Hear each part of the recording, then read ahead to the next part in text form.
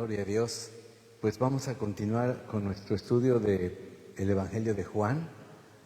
La semana pasada nos quedamos en el versículo 18. Déjame ponértelo aquí en la pantalla. Y hemos estado estudiando, ¿verdad?, cómo el Señor se ha manifestado en medio de nosotros.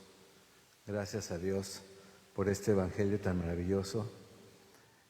El verso 18 terminó diciendo así el Señor en su palabra.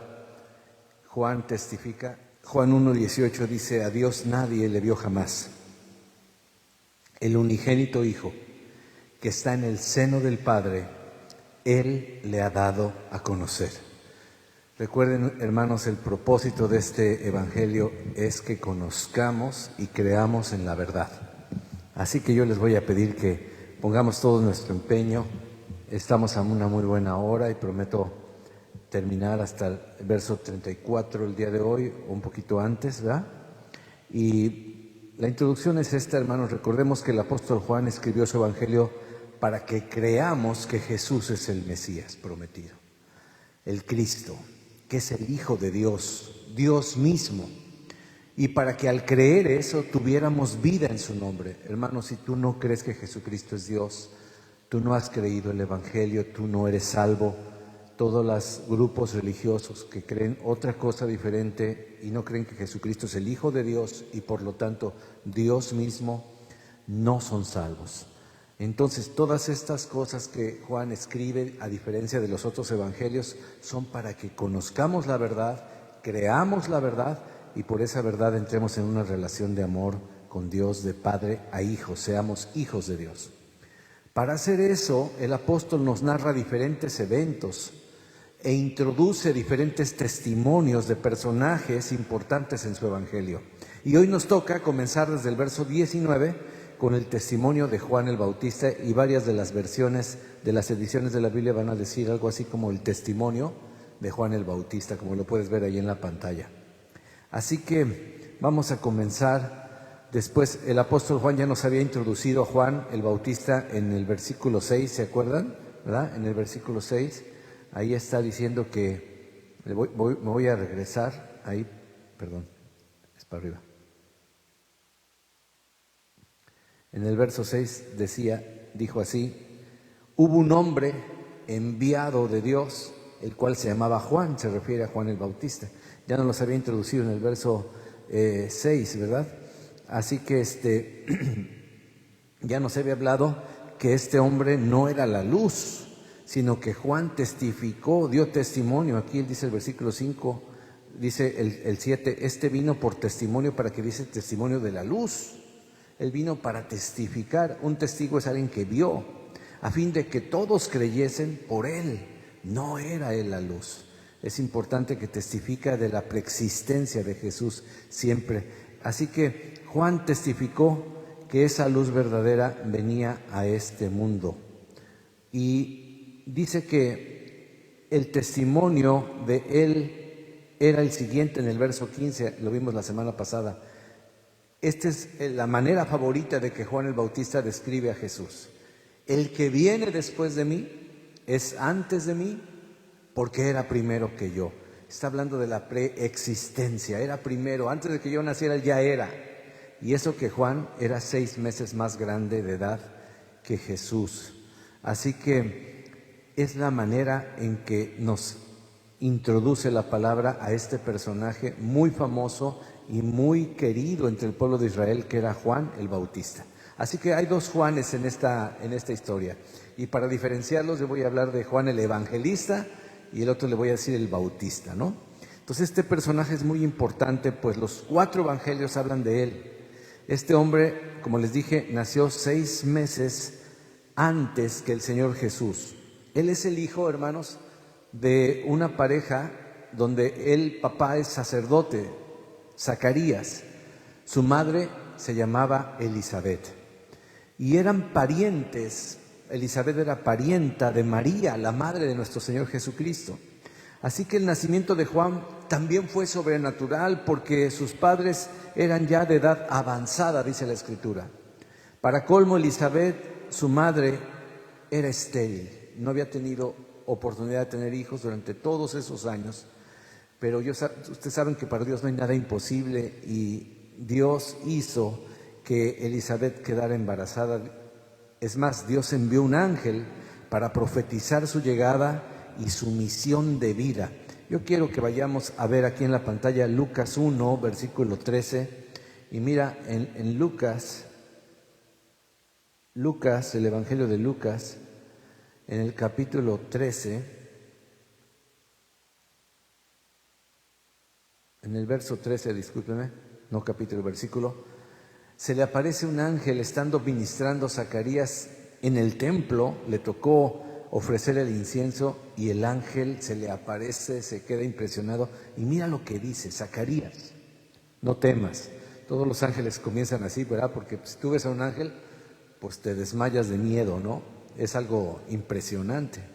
No dices, ay, gloria a Dios, qué angelito, hola angelito, ¿cómo estás? No, no, no. Tú te paniqueas y el ángel dice, no temas, porque tu oración ha sido oída. Se veía que Zacarías, a pesar de su edad, seguía diciendo, Señor, tú puedes darme un hijo, tú puedes darme un hijo, tú puedes darme un hijo. Tu oración ha sido oída y tu mujer Elizabeth te dará a luz un hijo y llamará su nombre, ¿cómo le vas a llamar? Juan. Y tendrás gozo y alegría y muchos se regocijarán de su nacimiento. ¿Cómo dice el verso 15? Porque será grande delante de Dios. Qué increíble, ¿no? ¿No te gustaría que dijeran eso de ti? Que vas a ser grande delante de Dios. Y hay un pacto que tiene que hacer: no beberá vino ni sidra y será lleno del Espíritu Santo aún desde el vientre de su madre. La primera persona que es llena del Espíritu Santo en el vientre de su madre fue Juan el Bautista. Y él hará, aquí está su misión de vida, él hará que muchos de los hijos de Israel se conviertan al Señor Dios de ellos. Sí, era el Dios de Israel, pero no todos eran el pueblo de Dios, no querían ser hijos de Dios. Versículo 17, e irá delante de él con el espíritu y el poder de Elías, para hacer volver los corazones de los padres a los hijos y de los rebeldes a la prudencia de los justos. ¿Cuántos hijos rebeldes hay en este mundo? Todos nos hemos rebelado, hermano. No hay hombre ni mujer que no haya pasado por un momento de rebeldía. La adolescencia y la juventud caracteriza a muchos de nosotros por la rebeldía y nos hace alejarnos de nuestros padres. Pero por eso dice que este hombre haría regresar los corazones de los padres a los hijos, porque ves, los padres son los que se desatienden de sus hijos, y de los rebeldes hijos a la prudencia de los justos, para preparar al Señor un pueblo bien dispuesto. Así que era un hombre especial, Juan. También era un hombre de costumbres extrañas. Para sus antepasados era bastante extraño cómo se comportaba él. Miren lo que dice Mateo 3, versículo 4. Dice que Juan estaba vestido de pelo de camello. Pues no era así muy agradable, ¿no? Si hubiera dicho de pelo de mink o de algo así más bonito, ¿no? No, el camello no tiene un pelaje muy agradable, que digamos. Además huele feo, ¿verdad? Un camello. Y tenía un cinto de cuero alrededor de sus lomos. Aparte, tenía una dieta muy especial. Su comida eran chapulines, grillos, langostas. Usted conoce esos animalitos que se acaban las cosechas, y miel silvestre, muy dietético él, proteína y carbohidratos, ¿no? Miel silvestre, muy bien. Así que era una persona extraña, llamaba mucho la atención. Su predicación y costumbres les hacía recordar al profeta Elías. La manera en que vestía y cómo predicaba les hacía recordar mucho al profeta Elías. En este evangelio el apóstol Juan trata de resaltar a Juan el Bautista poquito nada más, de no hacerlo resaltar demasiado para que la gente no se enfoque en él, sino se enfoque en Jesús el Cristo. Recuérdense Esto que se escribió, Juan escribió su evangelio para que solo una persona brillara, y es Jesucristo. Así que a partir del versículo 19 encontramos ese testimonio de Juan el Bautista. Regresemos a Juan 1 en el verso 19. Aquí empieza el Evangelio.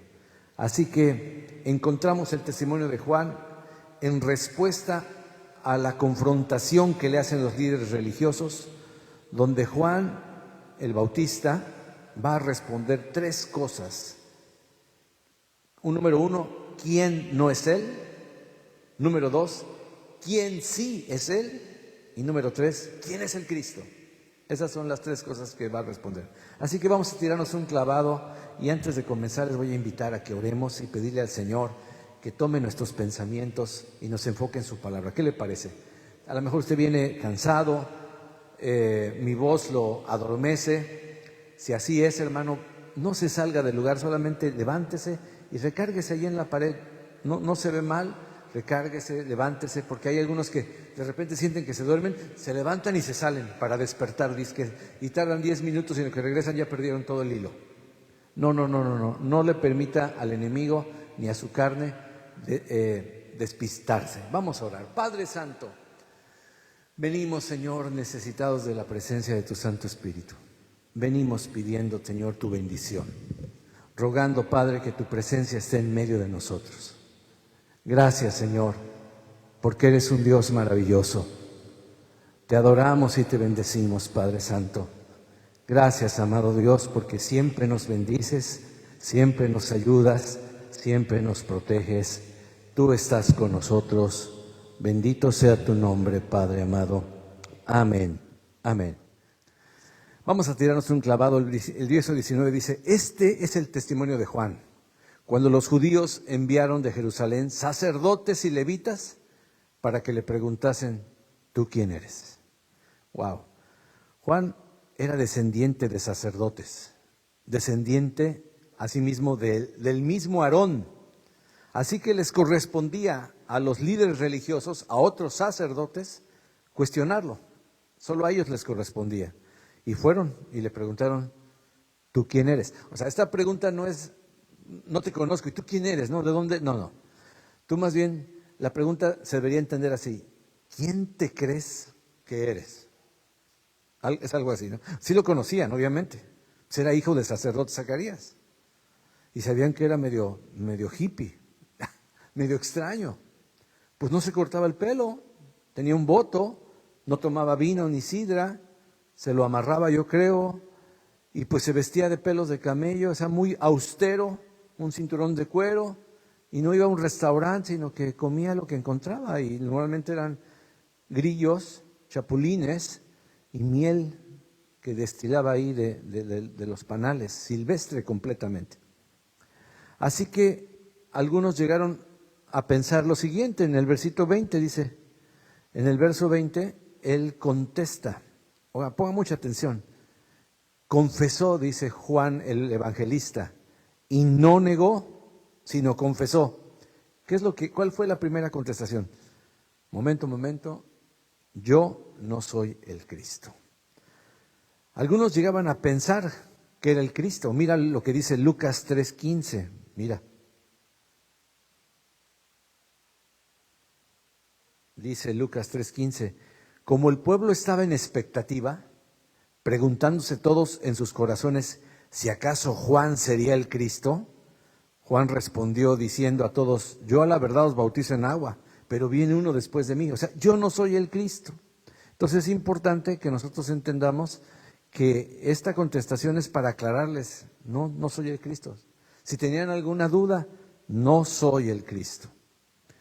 Y entonces, en el versículo 21, le vuelven a preguntar: bueno, ok, pues, ¿qué pues? ¿Eres tú Elías? Y él dice: no soy. ¿Eres tú el profeta? Respondió simplemente: no. Hermanos, Juan el Bautista se comportaba como Elías. Y como estaba profetizado que Elías regresaría, además de que Elías, ustedes saben que no vio la muerte, fue arrebatado en un torbellino y carros de fuego llegaban por ahí y el torbellino se lo llevó. No fue el carro de fuego, fue el torbellino, si usted lee bien.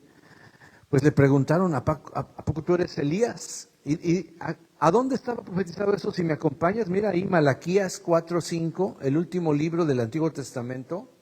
Malaquías 4, en el versículo 5, dice, he aquí, el profeta Malaquías dijo, he aquí de parte del Señor está hablando, dice, yo os envío el profeta Elías antes que venga el día de Jehová grande y terrible. Él hará volver el corazón de los padres hacia los hijos y el corazón de los hijos hacia los padres, no sea que yo venga y hiera la tierra con maldición. ¿Qué le dijo el ángel a su papá Zacarías? Se ha escuchado tu oración, vas a tener un hijo y él vendrá en el espíritu y el poder de Elías. Estaba cumpliéndose esta profecía. Era obvio que esta profecía se parecía mucho a Juan el Bautista. Dijeron, no, pues es Elías. Pero no habían entendido. No iba a venir Elías directamente desde el cielo. No iba a reencarnar. No, Elías no murió, de hecho, no puede reencarnar. Aparte de que no existe la reencarnación. Pero sí la profecía se cumple en este niño que el ángel lo bautiza con Juan. Se llamará Juan. Así que se comparaba con Elías. Pero además le preguntan algo interesante. Le dicen, ¿eres el profeta? ¿Qué pasó? ¿No es Elías el profeta? No, se referían a otro. Fíjate, son 3 personajes. ¿Eres tú el Cristo? Número 1, no soy el Cristo. ¿Qué pues? ¿Eres Elías? No lo soy. ¿Eres tú el profeta? Pues ¿cuál profeta? Bueno, los religiosos creían que había un personaje aparte de Cristo que era el profeta. Pero en Hechos de los Apóstoles, cuando los discípulos hablan de Jesús, por ejemplo en Hechos 3, en el versículo 22, cuando, si no me equivoco, Pedro empieza a defenderse, dice en delante del Sanedrín, porque Moisés dijo a los padres, el Señor vuestro Dios os levantará profeta de entre vuestros hermanos. Eso está en Deuteronomio 18:15. Es la profecía de un profeta, pero no es alguien aparte de Jesús ni del Mesías. Dice, el Señor nuestro Dios levantará profeta de entre vuestros hermanos como a mí. A él oiréis en todas las cosas que os hable. Y toda alma que no oiga a aquel profeta será desarraigada del pueblo. Y todos los profetas desde Samuel en adelante, cuantos han hablado, también han anunciado estos días. Vosotros sois los hijos de los profetas y del pacto que Dios hizo con nuestros padres, diciendo a Abraham, en tu simiente serán benditas todas las familias de la tierra. Y luego dice el 26, a vosotros primeramente, Dios, habiendo levantado a su Hijo, lo envió para que os bendijese a fin de que cada uno se convierta de su maldad. El profeta que hablaba Moisés era la profecía del Hijo de Dios venido en carne para salvarnos. Así que todavía ellos lo tenían muy confuso. Decían, o puede ser el Cristo, o puede ser Elías, o puede ser ese profeta del cual hablaba Moisés. No, ese profeta del cual hablaba Moisés era el mismo Mesías. Así que si algo le molestaba a Juan, hermanos, podemos verlo claramente en los evangelios, es que pusieran la mirada en él. Por eso él no contesta quién es, porque le preguntan, bueno, entonces le dijeron, esa respuesta no nos satisface en el verso 22. Pues, ¿quién eres? ¿Quién eres? Para que le demos respuesta a los que nos enviaron. ¿Qué dices de ti mismo? La mayoría de los que yo conozco en esta actualidad no perderían la oportunidad para describir toda su misión. ¿Qué digo de mí mismo? Mira, pues nada, cualquier cosa. Mira, Mi padre y mi madre eran estériles y de edad avanzada, pero se apareció un ángel, profetizó que yo iba a nacer. Fíjate todo lo que tuvo que hacer Dios para que yo naciera. Además dijo Dios, yo soy aquel Elías, ¿verdad? Que dijeron, vengo en el poder del espíritu de Elías. Voy a convertir a las personas para que se conviertan en su maldad. Estoy para preparar el camino de nada más y nada menos que del Mesías. Soy su pariente, ¿cómo la ves? No, yo soy aquel. Jamás, jamás, jamás dice quién es él en su persona. A Juan le caía muy mal que las personas se distrajeran y se desviaran de su atención al Mesías, aquel que había él mismo venido a anunciar.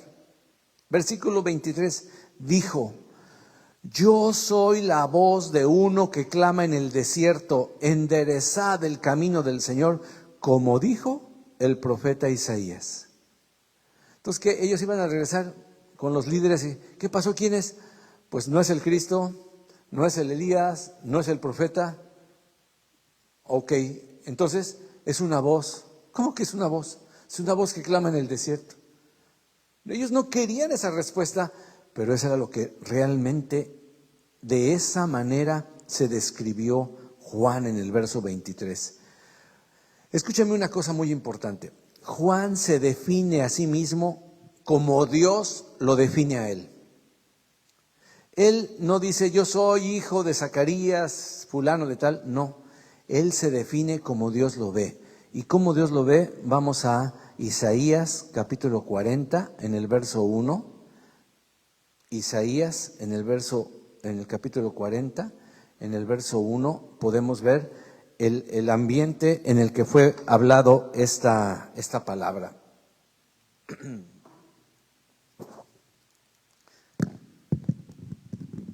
Estaban en cautividad y el profeta habla y dice, consolaos, consolaos pueblo mío, dice vuestro Dios. Hablad al corazón de Jerusalén, decidle a voces que su tiempo es ya cumplido. O sea, ya se acabó la prueba. Que su pecado es perdonado. Que doble ha recibido de la mano de Jehová por todos sus pecados. Y luego dice el verso 3. Voz que clama en el desierto. Preparad camino a Jehová. Enderezad calzada en la sociedad a nuestro Dios. Todo valle sea alzado y bájese todo monte y collado, y lo torcido se enderece y lo áspero se allane. ¿Alguna vez te han dicho, enderézate, endereza tu camino, vas torcido? ¿Por qué se habla de alguien pervertido? Porque cambió, se desvió, iba bien y de repente tomó para la derecha, tomó para la izquierda. La Biblia dice, sigue el camino que es Jesús. Así que esa voz que iba a clamar en el desierto, su clamor era enderecen su vida, arrepiéntanse de sus pecados, preparen camino al Señor. Todo valle sea alzado. Esas depresiones, esos hoyos iban a ser levantados, enderezados. Y el collado, las montañas, todo lo que estorba, todo lo que se ensoberbece, todo el orgullo que a veces tenemos nosotros debe humillarse, hermano. No hay cabida para el rey si nosotros estamos exaltados, si nosotros estamos ensoberbecidos. Lo torcido, lo pecaminoso tiene que cesar, se enderece. Lo áspero, el carácter, hermano. No, es que yo tengo un carácter, no, es que se me salió el Ordóñez. No, ya, deja eso. Tú ahora eres hijo de Dios. ¿Cómo te defines a ti mismo? Hermano, si alguien te preguntara, ¿quién eres? ¿Qué le contestarías? ¿Sabes que la mejor contestación es contestarle como Dios te identifica? Yo podría decir, soy un hijo amado y perdonado por Dios. ¿Quién eres? El fruto del sacrificio de mi Señor Jesucristo. Eso es lo que yo soy. Una persona escogida desde antes de la fundación del mundo para conocerle y hacer su voluntad. Eso es lo que tú eres, eso es lo que yo soy. Y Juan el Bautista sabía perfectamente quién era él. Así que él no da sus credenciales, él dice lo que Dios dice de él. A veces la gente va a decir, no, tú no vales nada, tú no tienes capacidad para esto, mira, empezaste tal cosa y no la terminaste, mira qué es. Eso no me define. A mí me define que soy hija de Dios, que soy hijo de Dios, que el Señor ha dado su propio Hijo para salvarme. Amén. Hermano, dice el fruto, el 5, y se manifestará la gloria de Jehová, y toda carne juntamente la verá, porque la boca del Señor lo ha hablado. Déjeme decirle algo importante, para que entiendan esta profecía.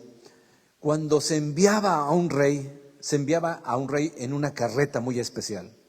Y cuando sabían que iba el rey a entrar a una región, él enviaba primeramente lo que hacen ahora los presidentes, lo que hacen ahora los delegados, la gente importante. ¿Se ha fijado en su rancho, verdad? Cuando va a venir el presidente de la República, llegan y arreglan las calles. Llegan y todos los baches los quitan, ¿verdad? Todo lo pintan bonito, le pintan ahí la orillita, ¿verdad? Por todos lados. Si hay graffiti, lo pintan, lo quitan y todo, porque viene el presidente, porque viene fulano de tal, porque nos visita el presidente de la República de no sé cuándo, y ahí viene la comitiva. Bueno, antes era lo mismo, nada más que no había calles como las de ahora. Entonces tenían que enviar una comitiva grande para que todo hoyo donde iba a pasar la carreta real se tapara. Todo bache o tope se allanara, se quitara. Si había un declive muy largo, llénenlo de tierra. ¿Me explico? Eso es lo que está diciendo. ¿Por qué? Porque venía un rey. Amén. El Rey de Reyes y Señor de los Señores venía, y aquí el terreno es el corazón. La misión maravillosa del Bautista era que la gente preparara su corazón en arrepentimiento y fe para recibir al Rey de Reyes. ¿Qué dices de ti mismo, hermano? ¿Cómo te defines? Vamos a regresar rápidamente a nuestro pasaje.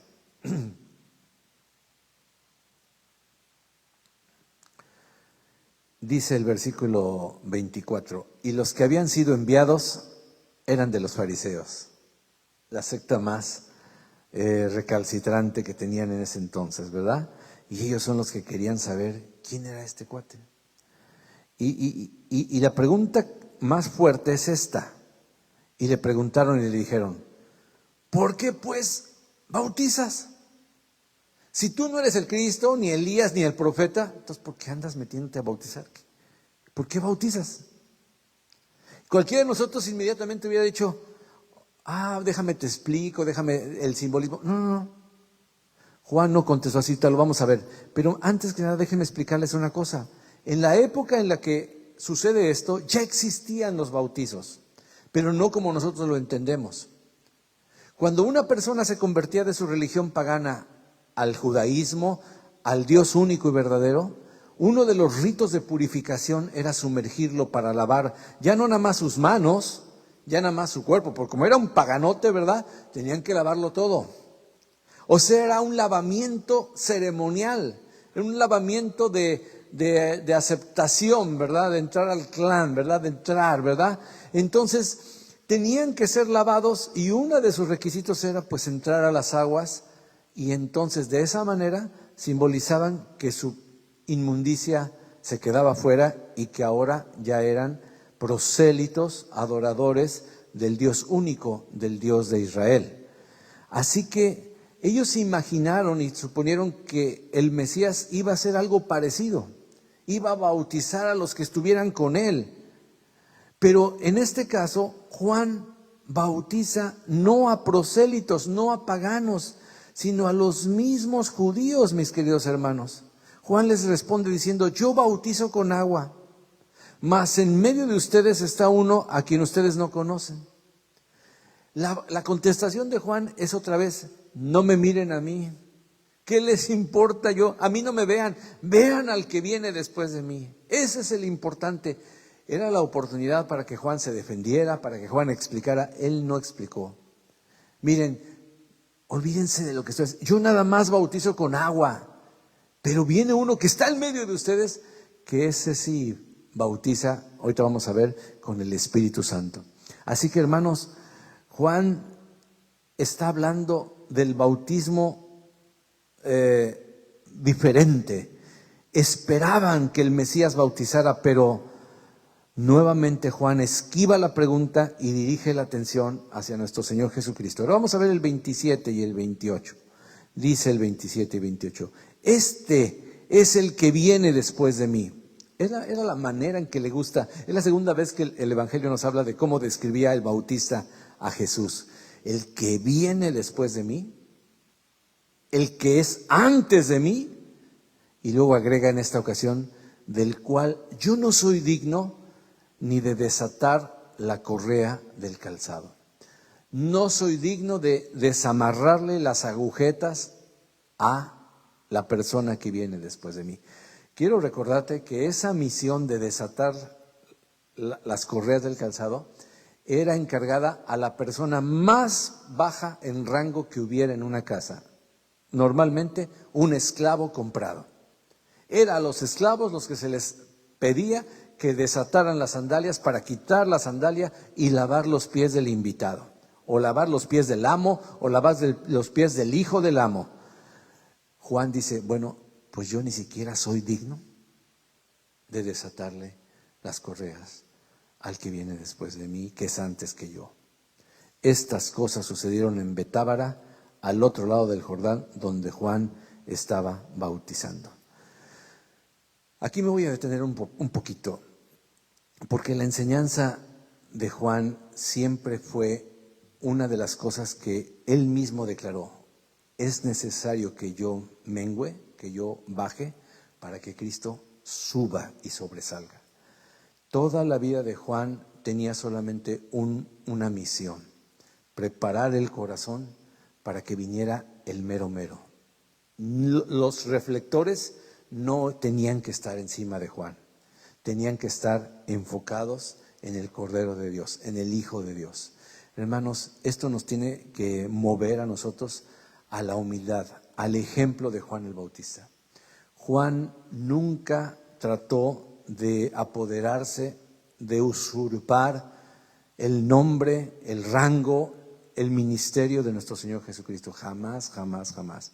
Él tenía muy en claro que Él solamente era la voz, que Él solamente era un precursor, un emisario del mero mero. Nosotros tenemos que tener eso muy presente. No somos nada, hermanos. Nosotros somos siervos del Señor. Todos los discípulos del Señor se identificaron con la palabra esclavo del Señor. Nosotros leemos siervo y decimos, ay, qué bonito se oye, siervo. No es un siervo, y aparte no es un siervo algunos creen que es un siervo con una asas, ¿no? Aquí, no, esa es otra clase de siervo, ¿no? No. Está hablando de esclavos, está hablando de personas que se niegan a sí mismos y personas que dicen, yo no soy digno de desatar la correa de su calzado. Entonces, si estás aquí, si yo estoy aquí, hermano, tú y yo somos los más indignos, y sin embargo, Dios nos ha hecho dignos, nos ha hecho sus hijos, nos ha hecho sus hijas, sus príncipes, sus princesas, pero nunca se te vaya a subir quién eres tú. Y la otra cosa que me llamó mucho la atención es la manera en que te defines. Juan se definía como Dios lo ve. Cuando te pregunten quién eres, no digas soy Gustavo, soy mexicano, soy americanista. No, ¿quién eres en realidad? Soy una persona redimida por Cristo. Soy un hijo de Dios por la misericordia del Rey. Y eso va a decir, caray, pues no todos somos hijos de Dios, y te da tiempo de decirle, no, fíjate que no. La Escritura dice que no. Te da lugar para que compartas la palabra del Señor. Pero nunca debes definirte ni tú mismo ni dejar que los demás te definan como ellos quieren. Tú eres lo que Dios dice que eres. Amén. Hoy leímos las bendiciones. Dios dice que no eres cola, eres cabeza, ¿verdad? Si cumples sus mandamientos, todas esas bendiciones vienen sobre ti y sobre mí, y hoy las hemos orado en preparación de este servicio. Así que es importante. Vamos a pasar al día siguiente. Esto sucede en un día, pero al día siguiente dice el versículo 29. Hay varios días en estas narraciones, pasan hasta 7 días, pero vamos despacio, ¿verdad? Hay varios días. El siguiente día vio Juan a Jesús que venía a él. Hermanos, en esta ocasión ya tenía una audiencia diferente. Los examinadores, los enjuiciadores, porque lo que Juan soportó fue un juicio, vinieron a confrontarlo. ¿Quién eres tú? ¿Quién te crees que eres? ¿Por qué haces las cosas que haces? ¿Cómo te defines? ¿Quién eres tú? ¿Por qué estás haciéndolo? ¿Por qué estás bautizando? Pero al día siguiente ya tenía una audiencia diferente. Y dice la Escritura que el Señor Jesús vino a él. Y entonces Juan, al verlo, dice, vio Juan a Jesús que venía. Inmediatamente declaró, y todos hicieron, es como si les digo, el presidente, y todos voltean, wow. He aquí el Cordero de Dios que quita el pecado del mundo. Wow, esa fue la declaración que nos muestra que Juan entendía muy claramente, muy profundamente de quién se trataba el Mesías. A ver, acuérdese, Juan era hijo de sacerdotes. Los sacerdotes por lo menos 2 veces al día tenían que sacrificar corderos. Uno en la mañana y otro en la tarde. Y se estuvo haciendo hasta que el templo estuvo vigente. Ya en el año 70, cuando destruyeron el templo, dejaron de hacer esos sacrificios. Hubo épocas en donde el pueblo se estaba muriendo de hambre y aún así ellos seguían sacrificando su cordero, sus animalitos para honrar al Señor. Así que él sabía muy bien acerca de corderos. Juan también conocía la Escritura y sabía del cordero de Pascua, ese cordero que fue sacrificado para que su sangre se pusiera en el dintel, en las paredes, en el marco de la puerta de la casa de los israelitas, del pueblo de Dios, para que el ángel de la muerte, al ver la sangre, pasara de largo y no matara al primogénito de la casa, a los primogénitos que hubiera, los primeros hijos. Si el papá era primogénito, moría, y si el primer hijo del papá también moría, si la sangre de ese cordero no estaba ahí. Así que Juan está identificando a Jesús como el Cordero de Dios que quita el pecado del mundo. Escúchame bien, los corderos anteriores solo cubrían los pecados. La Biblia dice que Dios tuvo paciencia, lo vimos en Hebreos la semana pasada, no tomando en cuenta nuestros pecados. Es como, bueno, voy a pasarlos de lasto. No es que me hago de la vista gorda, sino que en este momento no cuentan estos pecados. En este momento no cuentan estas faltas. Va a llegar un momento en que estas faltas van a ser pagadas. Pero esa sangre va a cubrir simplemente lo que está mal. Alguna vez, hermano, los que tuvieron alfombra en algún lado, o tapete, o linoleum en su casa, no sé, y de repente estaban las migajas, bueno, ya no el linoleum, la mesa estaba llena de basuritas, llega la visita y ¿sabes qué hace la mamá? Saca de un cajón un mantel nuevo y le hace, y lo pone ahí, ¡tum! Entra la visita, la mesa inmaculada, no se vio ya nada, ¿verdad? Pero abajo, ¿qué hay? Mugre, las manchas del café, de la Coca-Cola, de esto, del más allá. Pero llegaron visitas y no, ¿cómo va a haber ese mantel, no? Y agarran y le ponen una cosa encima. O como hacíamos nosotros, ¿no? Barríamos y donde mi mamá nos veía, pues abajo del mueble, ¿no? Le echábamos la basura. Si tenías alfombra, pues abajo del tapete, abajo de la alfombra, abajo de algún lado. El chiste es que por fuera no se viera. Hermano, hay una diferencia entre cubrir y quitar. ¿Amén? Por eso se inventaron las aspiradoras, para que no se quede ahí la mugre, sino que se vaya. No nada más lo ocultes. Mira, hermano, ¿cuántos le han hecho así? Tú a una alfombra tírale moronitas y luego hazle con un cepillito así. Ya no, desaparecieron. No desaparecieron. Las metiste adentro de la alfombra y ya no se ven. Tú no las ves, pero no está limpio, está más sucio todavía. Por eso la aspiradora saca. La sangre de este cordero no iba a cubrir los pecados, iba a quitarlos, a perdonarlos, a limpiarlos por completo. Ahora, lo más importante, mi querido hermano, lo más importante de esta declaración es lo siguiente. Todos los demás corderos eran traídos por el pecador. Pero este cordero fue provisto por Dios. Este fue el cordero que Dios llevó. Este cordero es el cordero que trae nuestro Padre Celestial y resulta que es su propio Hijo y lo ofrece en propiciación, para sacrificio, para que su sangre, para que su carne fuera quemada, para que su sangre limpiara el pecado del mundo. Y aquí mundo es todo aquel que cree, porque dijo Juan 3:6, para que todo aquel que cree no se pierda, mas tenga vida eterna. No es todo el mundo. No todos creyeron, ni todos creerán. Aquí mundo se refiere a todo tipo de personas de todas partes, dice la Biblia en el Apocalipsis, que de todo pueblo, lengua, tribu, nación, color y sabor va a haber representantes. Gloria sea al Señor. El Señor no hace acepción de personas, pero no todos quieren creer. Así que el Cordero de Dios es Cordero para aquel que cree. Amén. Para aquel que lo recibe.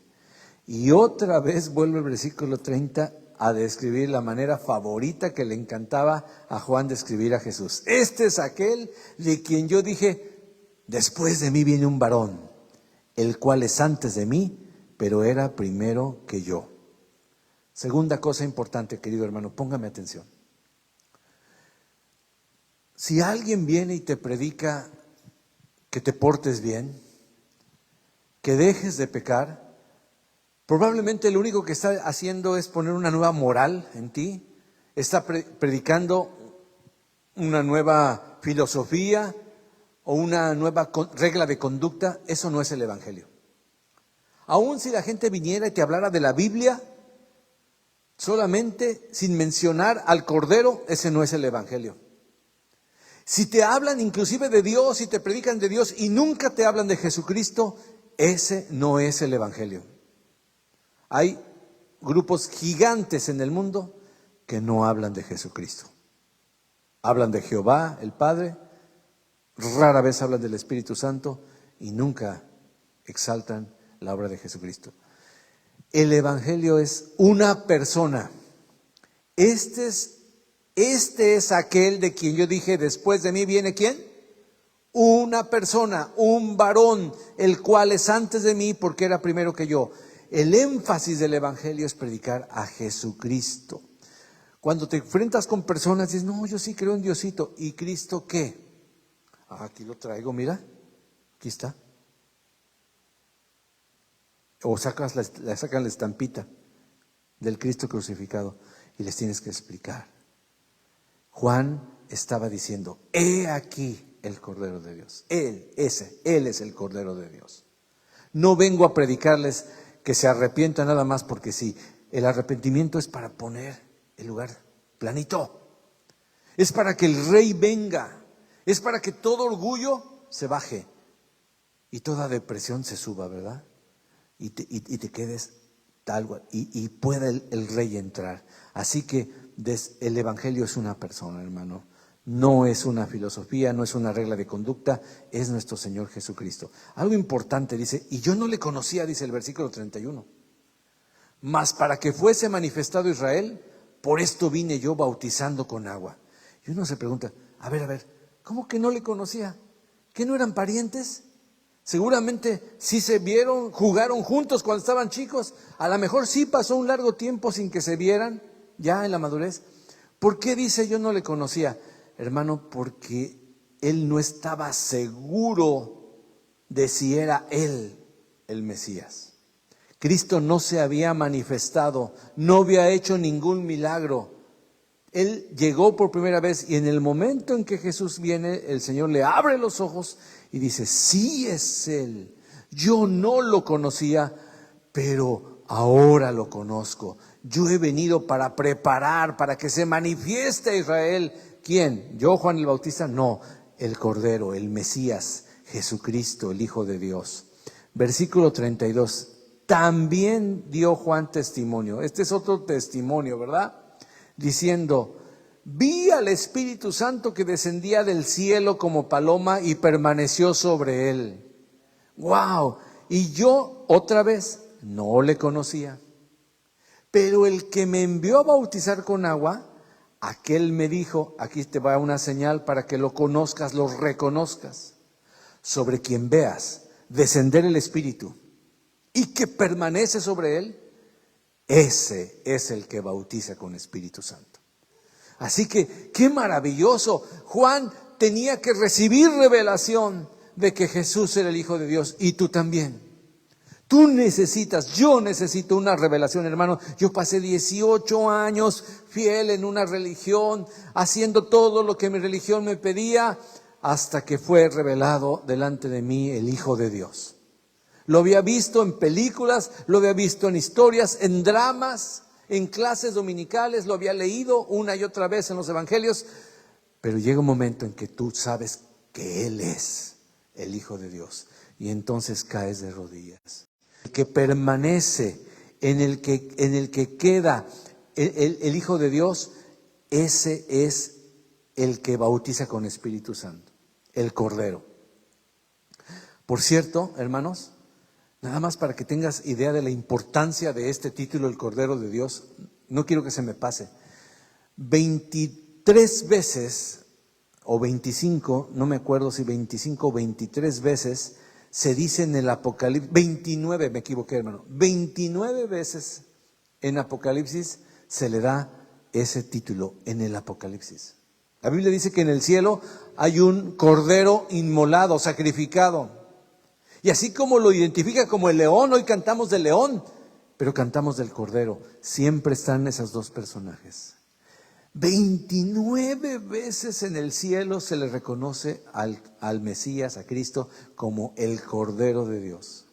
Aquel que con su sangre nos hizo para Dios su Padre reyes y sacerdotes, y nos ha limpiado para Dios su Padre. Hermano, qué importante es. Cuando en el cielo se quiere cantar alabanzas profundas a Dios, nos piden prestados nuestros cantos de redención, nos piden prestado nuestra música para exaltar que el Cordero fue inmolado y que su sangre nos ha limpiado de todo pecado. ¿Cuántos dan gloria a Dios? Amén. Así que esta señal es muy importante. Juan dice que el Espíritu iba a reposar de forma permanente. Y dice el verso 34, y yo le vi y he dado testimonio de que este es el Hijo de Dios. Hermano, Juan omite en este momento, en los otros evangelios hablan de cuando fue bautizado Jesús y el Padre dijo, este es mi Hijo amado en quien tengo complacencia. Aquí es como si Juan entrevistara directamente a Juan el Bautista. Imagínense que de repente le lleva un micrófono a Juan el Bautista, las cámaras, los micrófonos, y empieza Juan. Pues aquí todos los que están en el Evangelio de Juan, estamos transmitiendo en vivo y aquí tenemos a Juan el Bautista. Tocayito, ¿cómo estás? ¿Puedes decirnos tu testimonio? ¿Cuáles son tus primeras experiencias? Y Juan contesta, sí, fíjate, yo vi descender como una paloma el Espíritu Santo sobre él. Y a mí me dijeron, sobre quien veas y repose el Espíritu Santo permanentemente, venga a recibir, venga a vivir en él, ese es la fuente del Espíritu Santo. Él es el que los va a bautizar con el Espíritu Santo, hermano. Hermano, lo que Juan está exaltando aquí es el testimonio de un personaje muy reconocido y respetado en Israel, el Bautista. El Bautista dijo, no pongan mi mirada en mí, yo solo los bautizo con agua. Hermano, el Espíritu Santo viene para darte tres cosas, tres efectos de ese bautismo. Yo quiero hablarte, con esto termino, de tres efectos de ese bautismo. La persona que es bautizada, la persona que recibe ese bautismo, lo primero que su vida recibe es iluminación. La persona que es bautizada puede ver la negrura, puede ver sus pecados que antes no veía, estaban ocultos hacia él o hacia ella. Qué importante es esto, hermano. Tú vas a seguir justificándote hasta que Dios no te dé su Espíritu, porque tu Espíritu es el que te redarguye de tu pecado. Es el que te muestra lo que has hecho. Es el que quita toda justificación. Es el que no permite que tú te autojustifiques y digas, ay, es que nada más era poquito, es que no entendía, es que tengo las mejores intenciones. No. El Espíritu Santo ilumina la vida del que recibe su bautismo y lo lleva a la luz Dice que Juan no era la luz, pero él vino para dar testimonio de la luz. Cristo es la luz. Y cuando tú le recibes su Espíritu, hay iluminación. Puedes mirar, no solamente le puedes mirar a Él, pero también te ves a ti mismo. En segundo lugar, tu vida se fortalece. Porque lo que antes no podías realizar en tus fuerzas, ahora a través del Espíritu Santo, tú lo puedes hacer. La Biblia dice que Él es el que produce en nosotros el querer, pero no se queda ahí. Y el poder, el hacer. Si nada más quieres, pero no puedes, qué frustración. Pero ahora nosotros podemos. La paradoja es, muchos cristianos pudiendo, no quieren. Pudiendo, teniendo las herramientas, no las usan. Hermano, no. Usa, utiliza, ten temor de Dios. Eres lo que Dios dice que eres. Ungido.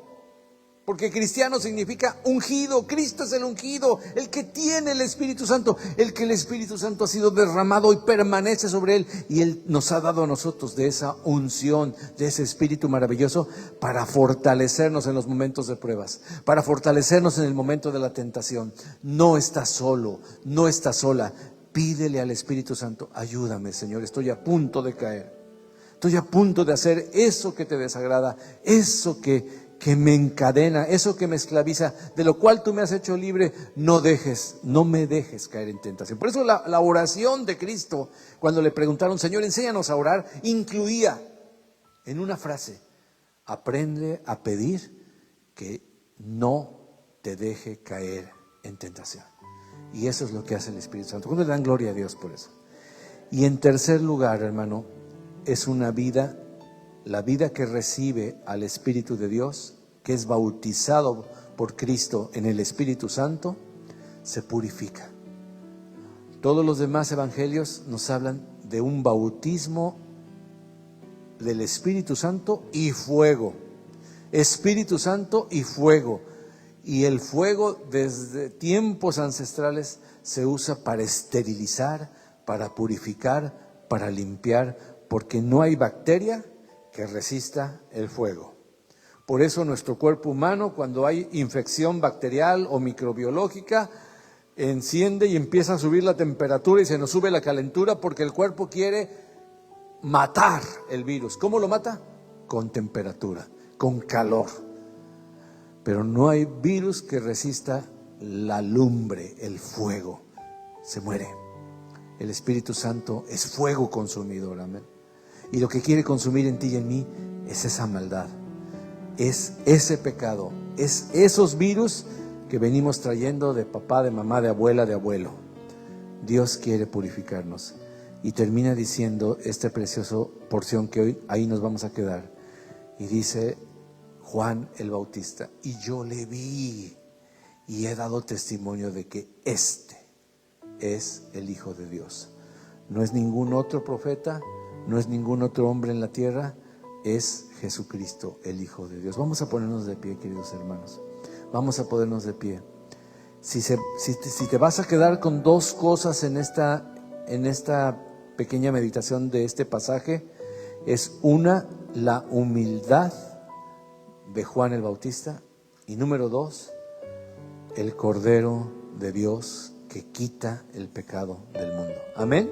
¿Sí? ¿Te puedes quedar con esos dos? Si te pregunto pasado mañana de qué prediqué, dime dos cosas: de la humildad de Juan el Bautista y de la dignidad y el poder del Cordero de Dios. El título, uno de los títulos más importantes que se repite en Apocalipsis. ¿Cuántas veces? ¿Cuántas veces? Dígalo, ¿cuántas veces? 29 veces. Le dejo de tarea que las cuente.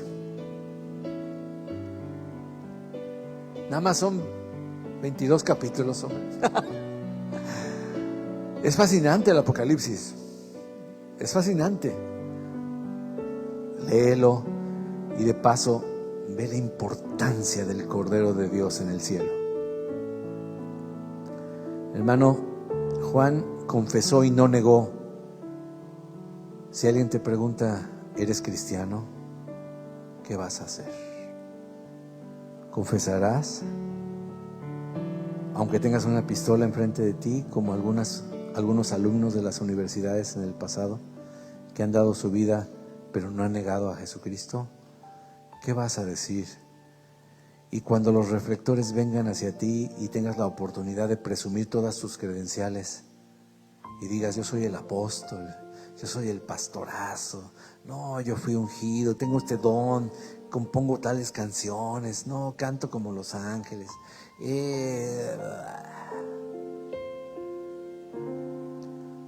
Yo no soy el Cristo. He ahí el Cordero de Dios. ¿Qué dices de ti mismo? Soy una voz que clama en el desierto. Preparad el camino del Señor. Hermano, cuando tú le estás predicando a tus hijos, le estás predicando a tus amigos, estás haciendo eso, preparando el camino. Amén. Vamos a humillarnos delante de Dios. Padre, te damos gracias en esta tarde. Muchas gracias, Espíritu Santo, por ayudarnos, Señor, en esta meditación de tu palabra. Gracias porque eres un Dios santo y bueno. Y rogamos tu bendición, Señor, pidiendo que la exposición de tu palabra traiga luz, traiga tu fortaleza y traiga fuego purificador a nuestras vidas. Señor, ilumínanos, ilumínanos, ilumínanos, Señor, para conocerte de verdad. No me dejes caer en las tinieblas nuevamente, Señor. Sácame de ahí, Señor. Líbrame, Señor. Límpiame, Señor, no solamente ceremonialmente, pero con tu fuego, con tu Espíritu Santo, Señor. Gracias te doy, Cordero. Pero, Padre, muchas gracias por haber traído a tu Cordero, Señor. Gracias por haber provisto tú mismo el medio para acercarnos a ti, Señor. ¿Y qué medio? Qué costoso sacrificio, Señor. Pero, Padre, lo hiciste por amor a tus escogidos, por amor a nosotros, Señor. ¿Y con qué te podemos pagar, Señor? ¿Con qué podremos corresponder, Señor? Más que con nuestro servicio, nuestra gratitud, nuestro amor y nuestra pasión por ti, Señor. Con la misma pasión con que Juan predicaba, Señor, apaciónanos el día de hoy, Señor, en el nombre de Jesús. Amén. Amén, hermanos. Dios los bendiga, hermanos.